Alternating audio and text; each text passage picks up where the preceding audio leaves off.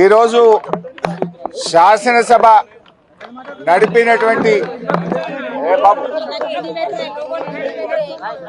ఈరోజు తెలంగాణ శాసనసభ అంతా కూడా ఏకపక్షంగా ఒకే సైడు నడపడం పట్ల మా తీవ్రమైన నిరసన తెలియజేస్తూ ఈరోజు సభ నుంచి వాకౌట్ చేసి మేము బయటకు రావడం జరిగింది.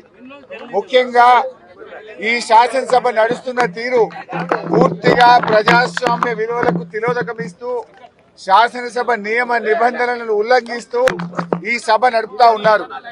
మొన్న బీఏసీ మీటింగ్ కు గంటన్నర సేపు ఆలస్యంగా వచ్చారు. మేమంతా పోయి కూర్చుంటే గంటన్నర దాకా బీఏసీ మీటింగ్ కు ప్రభుత్వం రాలే. బీఏసీ మీటింగ్ లో తీసుకున్న నిర్ణయాలు వేరు, ఈ రోజు శాసనసభలో బీఏసీ నిర్ణయాలని చెప్పి పెట్టింది పూర్తిగా వేరుగా పెట్టారు. బీఏసీలో 7 రోజులు అసెంబ్లీ నడుపుతామని, తర్వాత మళ్లీ బీఏసీ పెట్టి ఎన్ని రోజులు జరపాలో నిర్ణయిస్తామని. కానీ ఇలా బీఏసీ ఎజెండా ఏం చెప్పారు, సభలో ఏం పెట్టారు, ఎన్ని రోజులు జరపాలన్నది స్పీకర్ గారి నిర్ణయానికి వదిలేసినాము అని. అంటే బీఏసీలో తీసుకున్న నిర్ణయాలను కూడా తప్పుదో పట్టిస్తూ సభను తప్పుదో పట్టించారు. ఇక సభ నడిపే తీరైతే పూర్తి అధ్వాన్నంగా ఉంది. ప్రధాన ప్రతిపక్షానికి మాట్లాడే అవకాశమే ఇవ్వడం లేదు. మూసీ మీద చర్చ జరిగినప్పుడు మేము కొన్ని ప్రశ్నలు సంధించాం. ఏ ఒక్క ప్రశ్నకు ప్రభుత్వం సమాధానం ఇవ్వలేదు. ముఖ్యమంత్రి గారు వచ్చి అడ్డగోలుగా గంటన్నర సేపు ప్రశ్నోత్తరాల సమయంలో మాట్లాడారు. మీరు మూసీ మీద అంత చర్చించాలనుకుంటే షార్ట్ డిస్కషన్ పెట్టండి, ఇంకో రోజు డిస్కషన్ పెట్టండి, ఎంతసేపు అయినా మాట్లాడదాం. కానీ ఇక్కడ 10 క్వశ్చన్లు ఉన్నాయి, క్వశ్చన్ అవర్ ఉంది, ఇది సభ్యుల హక్కు, ఇది ఎక్కడిది అంటే ఆయన నోటికి హద్దే లేదు. ముఖ్యమంత్రి గారు అసెంబ్లీని బూతులమయం చేశాడు. ఆయన ఎన్ని బూతులు మాట్లాడినా, ఎంత అడ్డగోలుగా మాట్లాడినా స్పీకర్ గారు ఆయనను ఆపే ప్రయత్నం చేయరు. ఇలా మేము ముఖ్యమంత్రి గారు మాట్లాడిన వ్యాఖ్యల మీద మేము ప్రొటెస్ట్ చేస్తాము, మా యొక్క సూచనలు ఇస్తాము అంటే అసలు మాకు మైకే ఇవ్వడు. మాకు మైక్ ఇవ్వకుండా ఇంకొక విపక్షానికి మైక్ ఇచ్చారు, సంతోషం. మరి ప్రధాన ప్రతిపక్షానికి మైక్ ఇయ్యారా? అంటే మీరు సభ ఏంది, బీఆర్ఎస్ పార్టీకి మైక్ ఇయ్యము, బీఆర్ఎస్ పార్టీ మాట్లాడొద్దు అనే పద్ధతి ఉంటే మరి మేము సభకు ఎందుకు రావాలి? పైగా మేము పోరాడి మైక్ తీసుకుంటే మీరు ముఖ్యమంత్రిని విమర్శించొద్దు అంటాడు. ఇది ఎక్కడి పద్ధతి? అంటే ఇలా రాహుల్ గాంధీ గారు పార్లమెంట్ లో ప్రధానమంత్రిని విమర్శిస్తలేరా? రాహుల్ గాంధీ గారు ప్రధానమంత్రి మీద మాట్లాడతలేరా? మరి మేము ముఖ్యమంత్రి మీద మాట్లాడకపోతే సభకు రావడం ఎందుకు? మేము ఏదైనా ప్రజా సమస్యలు, ప్రజల గురించి ప్రభుత్వాన్ని ప్రశ్నించడమే ప్రధాన ప్రతిపక్షం బాధ్యత. అసలు ముఖ్యమంత్రి గారు ఏం మాట్లాడింది? అలా మూసీ నది కంపు కంటే ముఖ్యమంత్రి గారి మాటల కంపు ఎక్కువైపోయింది. ఇలా మూసీ ప్రక్షాళన కంటే ముందు ముఖ్యమంత్రి గారి నోరు ప్రక్షాళన చేయాల్సిన అవసరం ఉంది. శాసనసభను ఆయన ఒక గాంధీ భవన్ గా, ఒక సిఎల్పి మీటింగ్ లాగా మార్చారు. శాసనసభలో ప్రతిపక్షాలు అడిగిన ప్రశ్నలకు ప్రభుత్వం సమాధానం చెప్తుందా? విపక్షాల మీద అదే సొల్లువాగుడు.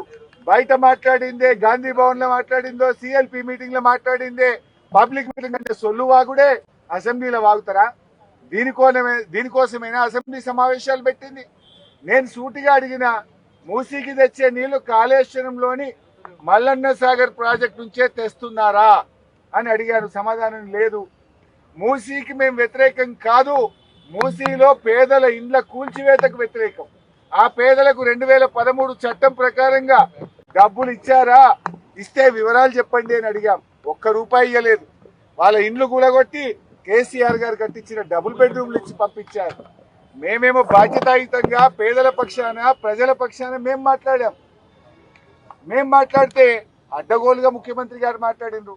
మూసీ ప్రక్షాళనకు నడుము బిగించిందే బీఆర్ఎస్. 32 ఎస్టీపీలు కట్టింది బీఆర్ఎస్. మరో 39 ఎస్టీపీలు కట్టడానికి అమృత్ ప్రాజెక్ట్ లో ప్రతిపాదనలు పంపిందే బీఆర్ఎస్. వాటి గురించి మేము మాట్లాడినాం. కానీ రేవంత్ రెడ్డి గారు ఎంతసేపు ఎదుటి వాళ్ళ మీద బాడీ షేమింగ్, నువ్వు పొడుగు ఎక్కున్నావు, నువ్వు అద్దాలు పెట్టుకున్నావు, ఏం చిల్లర మాటలు, నువ్వు ముఖ్యమంత్రివా ఏమన్నా స్ట్రీట్ రౌడీవా? కూడా నీకంటే మంచిగా మాట్లాడతారు. నువ్వు కేసీఆర్ గారి మీద పదే పదే చావు భాష కోరుకుంటావా? తెలంగాణ తెచ్చిన నాయకుడు, ప్రధాన ప్రతిపక్ష నాయకుడు, 10 ఏళ్లు ముఖ్యమంత్రిగా చేసిన కేసీఆర్ గారిని పట్టుకొని అడ్డగోలు మాటలు మాట్లాడతావు. నువ్వు ఒక తెలంగాణ ద్రోహివి, నువ్వు ఒక నీళ్ల ద్రోహివి. నువ్వు కేసీఆర్ గారి పట్ల అటువంటి భాష మాట్లాడడం చాలా తీవ్రంగా మేము ఖండిస్తా ఉన్నాం. రాహుల్ గాంధీ గారు పొద్దున్న లేస్తే రాజ్యాంగం చేతిలో పట్టుకొని తిరుగుతాడు. ఇక్కడేమో అసెంబ్లీలో రాజ్యాంగం ఖూనీ అవుతా ఉంది. ప్రధాన ప్రతిపక్షానికి మైకే ఇవ్వడం లేదు. అందువల్ల కూడా ఇక ఈ శాసనసభలో కూర్చున్న వేస్ట్, మైక్ ఇవ్వకుండా ముఖ్యమంత్రిని తిట్టద్దంటాడు. స్పీకర్ గారు ఆన్ రికార్డ్ అక్కడ కూర్చొని మీరు ముఖ్యమంత్రి గారి మీద విమర్శ చేయొద్దు అంటాడు. అనొచ్చా అట్లా? స్పీకర్ ముఖ్యమంత్రి గారి మీద మీరు మాట్లాడితే మీ మైక్ కట్ చేస్తా అంటాడు. మరి మేము ఉండేందుకు అసెంబ్లీలా? స్పీకర్ గారి పక్షపాత వైఖరికి నిరసనగా ఈ శాసనసభ ఈ సెషన్ ను బీఆర్ఎస్ పార్టీ బహిష్కరించాలని నిర్ణయం తీసుకున్నది. స్పీకర్ గారు, మీరు సభలో అందరికీ సమాన హక్కులు కల్పించే బాధ్యత మీకు ఉంటది. మీరు మా దిక్కు చూడరు, మాకు మైక్ ఇయ్యరు. మేము ఒక అక్షరం మాట్లాడగానే మైక్ కట్ చేస్తారు. అంటే ముఖ్యమంత్రి గారు గంటన్నర మాట్లాడితే ఏముండదా? సభలో అందరికీ సమాన హక్కులు ఉంటాయి. ఆయన నోటికి అడ్డు అదుపు లేకుండా చిల్లర మాటలు వ్యంగ్యంగా అడ్డగోలుగా రేవంత్ రెడ్డి మాట్లాడితే నువ్వు ఆపే ప్రయత్నం చేయవు. అన్ని సత్యదూరమైన అబద్ధాలు మాట్లాడితే దాన్ని నువ్వు మాట్లాడవు. ఇవాళ అవినీతి గురించి మాట్లాడుతుండు.